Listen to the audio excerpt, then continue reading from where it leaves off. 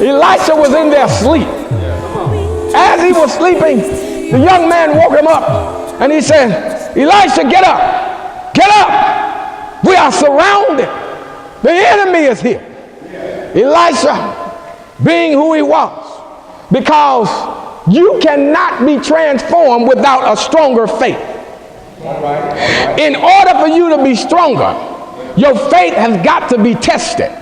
And if God never tests your faith, you don't know how strong you are, which means you don't know how far you've come, which means you don't know whether you've transformed or not. I need to tell you, just because we come to church every Sunday does not mean we are transformed. I need to tell you, just because I don't cuss like I used to cuss, don't mean I don't cuss anymore, rather. I don't cuss anymore.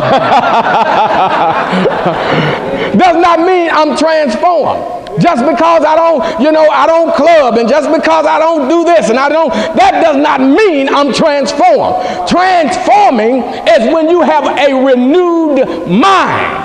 If your mind have not transformed, then you are the same person. I can stop doing something long enough. You come in here and I don't do no cussing. I don't cut up no kind of way. Why y'all looking at me like that? I don't cut up no kind of way.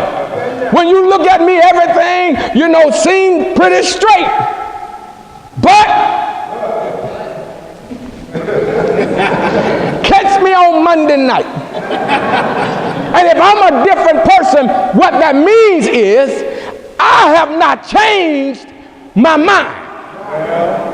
And if I haven't changed my mind, I'm the same person. God wants us to change, not just doing things differently because that's just the thing to do, but he wants us to change our minds. A renewed mind. Let me go into this lesson. And so, Elisha said to the young man, go on back out there and look. Before you go out there, he had a talk with God. And Elisha told God to open the young man's eyes that he might see. Now watch this, church. Oh, now I see why I see why I'm dealing with this one and this one. I can see it now. He opened the young man's eyes. And when the young man went back out and looked, yes, he still saw all the enemies around the camp. He still saw them surrounding them. But the young man kept looking.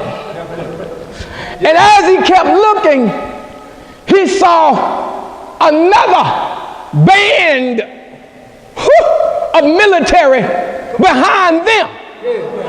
And they had chariots. They had horses. They had people. They had weapons. And their chariots were chariots of fire. Y'all gonna get it in a minute. And so you had the enemy surrounding them. But God had the enemy. Y'all gonna help me now. God had the enemy surrounded. So I'm trying to tell you, don't get upset. Don't get uptight when it looks like somebody is about to pounce on you. Look like you're not going to win. Look like you're not going to make it. Look like your enemy is just so strong. I'm telling you, they may have you surrounded, but understand that God has them surrounded. If you can't shout over nothing else, shout over the fact that God knows what your enemy is trying to do. God knows that if they think they have you surrounded, but God has a plan for your life. And since God has a plan, God will only allow the things to happen that he needs to happen. Yeah. See, that's why I know you're still upset because you didn't get that job. I know you're still upset because they passed you over. I know you're still upset, but I'm telling you, God will close more doors than he opens. And the reason he has to close so many doors is to make sure you go through the right one. Come on. He is not doing anything to hurt you. But your faith has to be in God. Your faith has to be strong. God had to be able to deal with it is that we use our spiritual senses. Come on. Yeah. Come on, Christian.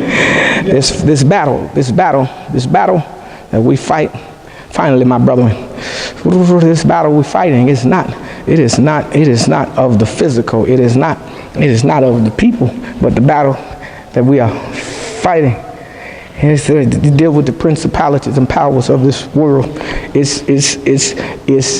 We fight not against flesh and blood. Yeah. Right. Yeah. Amen.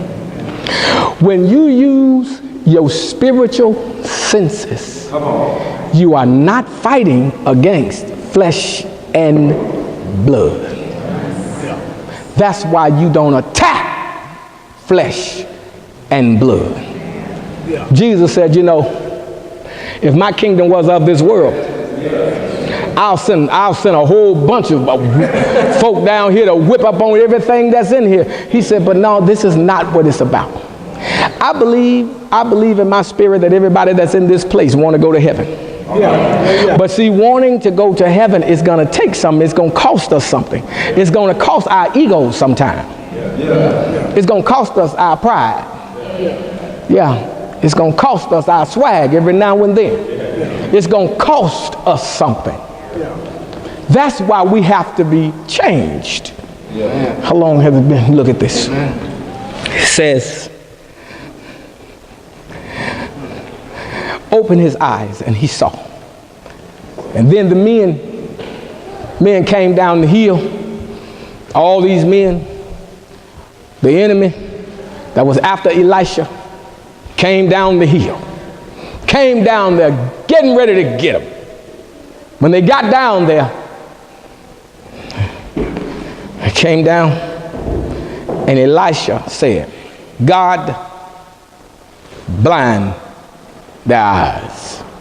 Watch this. Not that they could not see, but they could not recognize what was going on. Okay. Amen.